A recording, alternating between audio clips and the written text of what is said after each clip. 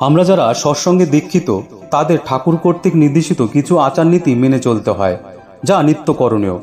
অবশ্য ঠাকুর কর্তৃক নির্দেশিত নিত্য করণীয় শুধু সৎসঙ্গী নয়, সবাই পালন করতে পারে, যা প্রতিটি মানুষের জীবনে আমূল পরিবর্তন আনতে পারে, যা জীবনকে সুন্দর এবং সাফল্যমণ্ডিত করে। জানুন ঠাকুর নির্দেশিত সেই নিত্য করণীয়গুলো আজকের ভিডিওতে।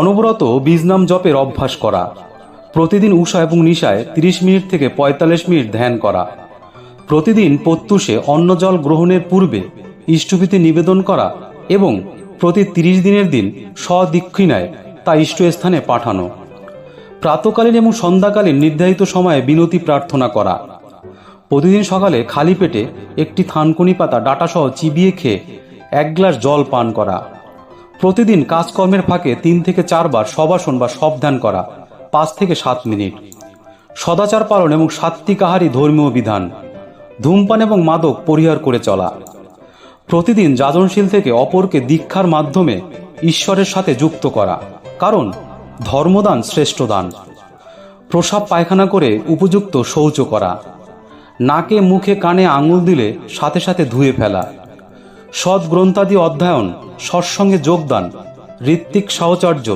আচার্য দর্শন প্রণাম ও ঠাকুরবাড়ি যাওয়া একান্ত কর্তব্য। অন্যের পোশাক ব্যবহার এবং অপরের বিছানায় শোয়া বা বসা ঠিক নয়। রান্নার সময় খুব নাম জপ করতে হয়, স্নান করে তবেই রান্না করতে হয়। ঠাকুরের ভোগ রাচ্ছি ভাবতে হয়, যা ঠাকুরের ভোগ নয় তার রান্না ও খাওয়া পাপ। দৈহিক সদাচার এবং পবিত্র মনোভাব একান্ত কর্তব্য। মায়েদের ঋতুগায়ে 3-4 দিন ছোঁয়া নাড়া উচিত নয়। যে সদাচারী নয় বা ইষ্টত্যাগী তার হাতে রান্না বা ছোঁয়া অন্ন খেলে পতিত হতে হয়। জয় গুরু। চ্যানেলটি যারা এখনো সাবস্ক্রাইব করেনি, চ্যানেলটি সাবস্ক্রাইব করে আমাদের সঙ্গে থাকবেন। আর আমাদের নতুন নতুন ভিডিওর নোটিফিকেশন সর্বপ্রথম পেতে নোটিফিকেশন বেল আইকনটি কিন্তু অ্যাক্টিভ করতে ভুলবেন না।